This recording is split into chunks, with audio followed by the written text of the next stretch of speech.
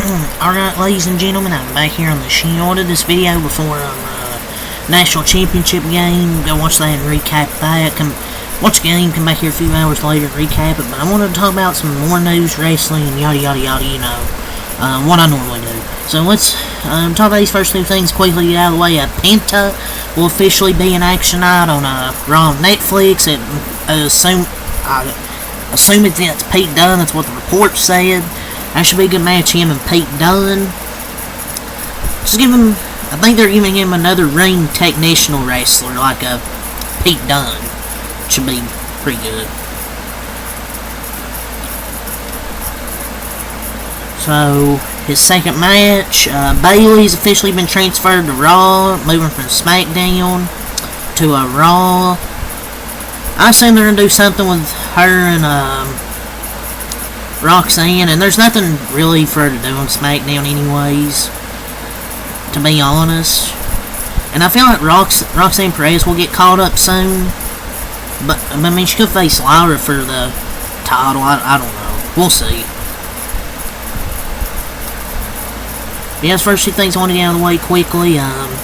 So remember Ilya Dragunov. This comes from via Fightful Select. He's at the Performance Center training for his in-ring return. Remember, he tore his ACL about 4 months ago, and at that time that was projected to be out for at the time was projected to be out for 6 to 9 months, and he's already training for his in-ring return. He tore it 4 months ago. Man, what a beast! Could be back for the Royal Rumble, maybe. Man, I don't know how some people come back from these injuries that are projected to be like near to almost a year and come back in 4 months. Well, maybe 4 or 5 months. I think he'll be back at the Rumble. But yeah, it's good news. Ilya Dragunov's coming back soon. So via PW Insider, the word making the rounds locally in New Orleans is that New Orleans is currently the front runner to host WrestleMania 42 next year. Man. I mean, they've had a few WrestleManias in New Orleans. But that's not only win in almost 2 decades. Let them have it. They don't really handpick the locations anymore. They go based on the highest bidders, I guess. I mean, they've had a few WrestleManias, though. 30, 34, 42. I mean, it's a popular location, though. I get it.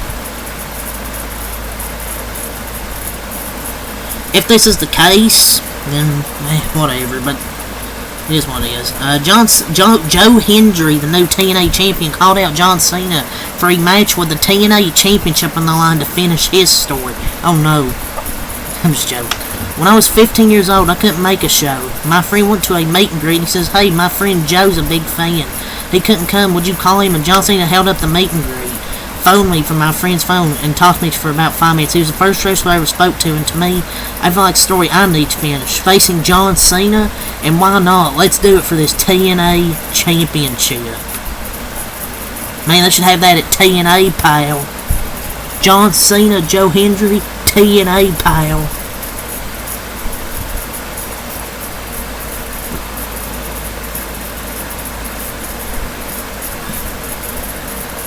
I mean, I'm not gonna read this. I don't really care. So, Britt Baker might be done with All Elite Wrestling, apparently. Stemming from frustrations backstage, she's become increasingly difficult to work with. And such, Tony Khan might have her in the same category as wrestlers who don't get called to show up for TV anymore. Khan is believed to be fed up enough to where he's just focusing his TV time on others now, apparently. Sounds like another, wrestler that was difficult to work with.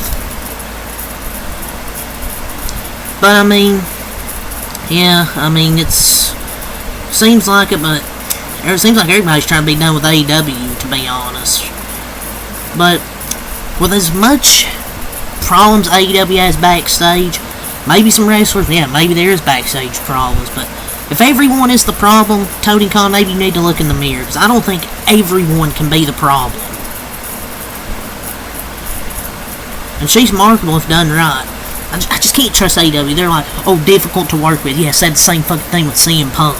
Yeah, I heard that before. And with WWE, he hasn't caused any issues. Because they're a professional wrestling company. I mean, she's not that great of a wrestler, but... she'll probably be WWE bound eventually. She's said to be wildly unpopular in the women's locker room in AEW to the point where one person has said no one wants to see her come back. I don't know if this smear campaign seems like... I don't think smear campaign. She's probably been bad backstage for years. Been a headache for a while. But my point is just AEW is a freaking insane asylum, and Tony can't control it. If you control your freaking backstage, Tony Khan. All these freaking issues, people saying they might be done with AEW. So advertised for Raw tonight, Seth Rollins and Drew McIntyre. New Women's IC Champion Lyra Valkyria appears. JBL, TNA legend, Indie legend, JBL. Jey Uso, Sami Zayn appeared. Damage Control vs. PFC. New Day will be in action. Man, I would watch and review it if the freaking national title game wasn't up. So, a She Is Racist chant broke out during Tessa Blanchard's match with Jordynne Grace. I thought it was funny. They had no filter. Didn't she win the title or something? But last night was reportedly Jordynne Grace's final night with TNA. She's believed to be WWE bound via PW Insider. Yeah, she's gonna be at the Rumble. Like she was last year. At least I admit that's what I think will happen, but who knows? So this Saturday for Saturday Night Main Event, Braun Strowman and Jacob Fatu, banger man, big meaty man in the ring. So Nick Khan states that women make up 40% of WWE's overall viewing audience, so it's basically 50% men, 40% women, I guess. I don't think it's cap. I'm pretty sure they know what they're talking about. I mean, they could book the women better, but I'm talking about the wrestlers. But yeah, there are several AEW talent who do not feel comfortable with their role in the company in AEW. Those talents that aren't considered nor dare to explore WWE as a real alternative due to the feeling of uncertainty of getting lost in the monster asylum as WWE. Others, because they did not have the TV time and prominence in the roster that they would have wanted within their past stay in WWE. However, after seeing Penta's debut in WWE, the feeling of certainty is gone. Those talent understand that having the AEW brand on their resume becomes a strength and negotiation chip that they can use to their advantage. With two of said talent confirming they would explore free agency in 2025, specifically with WWE, talent now feel more secure and confident in achieving success in WWE due to Triple H taking over, the changing culture, and the range of opportunities presented to talent who left AEW for WWE. AEW is a sinking ship, and isn't it? It is what it is. I mean, WWE can't sign them all. I mean, they can't sign every freaking AEW wrestler. But with the TNA, maybe they go TNA as well with that partnership. I don't know with AEW, man. Like, it just sucks. It just sucks to watch. Okay, there's some wrestlers I like, but it's just hard to care about AEW. Besides some wrestlers I like. MJF, he'll be WWE bound. He's gonna be 100% WWE bound. AEW, he deserves better than AEW. Deserves better than that shitty ass storyline with fucking Jeff Jarrett. That Jeff Jarrett storyline is basically a rip off of what WWE's doing with John Cena with his last run. But yeah, MJF deserves better, and after this year, he's gonna be WWE. He's gonna be WWE bound. And yeah, man, that's all the wrestling I'm talking about here. It's all that's on there. So let's get into a little bit of NBA here. So the Phoenix Suns are the favorites to win the Patrick Williams sweepstakes.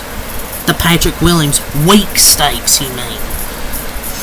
It's a trophy for engagement, man. That's all it is. Can we stop using the term sweepstakes for every player? That sucks. I thought he'd be a good player for the fucking Bulls. He sucks. Now, the Toronto Raptors are highly motivated to trade Bruce Brown, and he could become a potential buyout candidate if no trade materializes, per Jake L. Fisher. $23 million salary. I mean, are we gonna lose sleep over Bruce Brown here? I mean, he should go back to Denver, if I'm being honest. I mean, I don't know why he wouldn't want to go back there. Patrick Williams is available in the trade market. Yeah, nobody wants him. 100% no. Nobody don't want that garbage. So the Milwaukee Bucks remain interested in Jimmy Butler and are reportedly willing to trade Chris Middleton to acquire him. Wow. An old player for an old player. Both injury prone. Wow. Yeah, that trade will happen. Jimmy Butler reportedly preferred to play as the third option behind KD and Devin Booker rather than play behind Tyler Hero and Bam Adebayo. He's an aging star and not even the best player on that team. Like, what does he expect? Like, I'm sorry, man. And the Toronto Raptors are looking to involve themselves in the Jimmy Butler trade sweepstakes. Yeah, good luck. The Phoenix Suns have discussed trading their 2031 first-round pick in a trade package for Jimmy Butler. A 2031 first-round pick. Jesus Christ. The Cavs are looking to add Cam Johnson alongside Darius Garland, Mitchell, Mobley, and Jared Allen. It makes so much sense for both teams. To me. I mean, you can say, oh, they're already good, why would they make a trade? I mean, because you don't have a legit small forward that can really get a bucket. Cam Johnson can get you a bucket. Individuals close to Miami Heat do not want Jimmy Butler to be around the team. Some individuals close, I don't know who that could be. But yeah, that's all the NBA. I'll do a NASCAR news video later tonight. It's all the news I want to talk about for wrestling and NBA. I'll do a NASCAR video later tonight after I do the National Championship recap. That's all to say. Until next time, out. Peace.